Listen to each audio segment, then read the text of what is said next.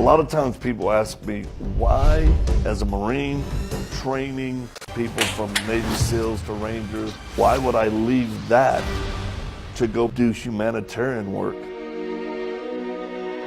I joined Marines for one reason, to hate Muslims, Arabs.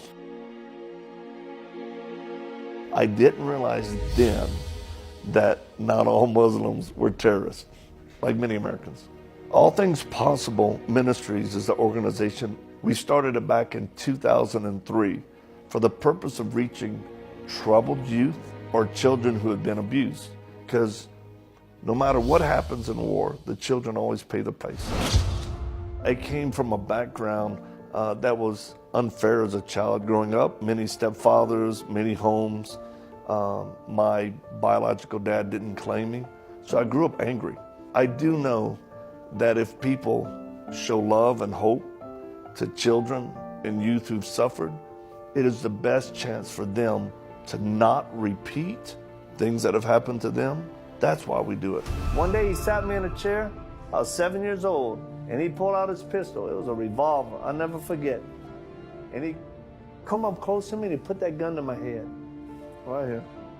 We've spent a lot of time, effort in the United States reaching children and youth, but we expanded it really around 2014 and developed the third option, which was to help children and young people who've been affected by terrorism, starting in Iraq.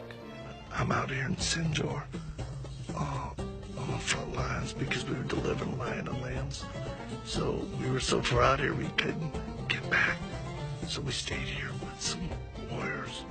The first time that we went into Iraq, this is right after ISIS attacked, the young women that were taken, they were free, but now they're killing themselves because they're reliving the trauma.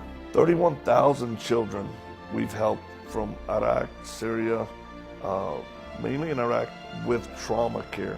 And I felt I was supposed to go because I knew that they were young women, and I understand in their culture, men can't hold women, but I could. One case was a Yazidi girl, 15 years old, who had been burnt severely, the face and hands. And we walked in, and I was kind of overwhelmed, and I looked at her father, and I said, what does she need help with? And he said, we've sold everything we had. We fled ISIS from Sinjar, and here we are. We need, like, I think it was $2,500 for 2 surgeries.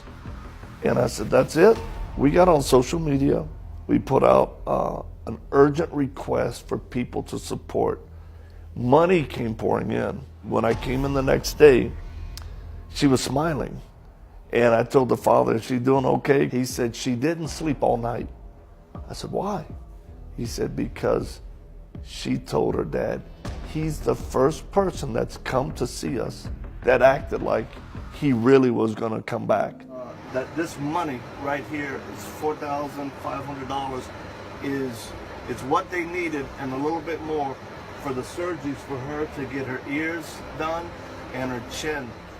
I think I was surprised as anyone to be in Iraq for the first time during the ISIS fighting and meet people. I'll give you an example. We're in Mosul. There's still fighting going on. We're delivering little bags of food, basics. We have our security because ISIS is still everywhere. The people cannot come out of there. We went down this one street, cars, you know. When we turned around to come back, people had already made food and tea and were giving it to us. They had nothing, and yet what we gave them, they made food and drink to give to us. It got my heart, and I said, this is love. It's not what you just see on media. Children are children, families are families. Don't believe everything you see that's just negative, because it's not true. The thing that I learned more than anything is that our children are not more important than Iraqi children. Our children are not more important than Iraqi children. God loves them just the same.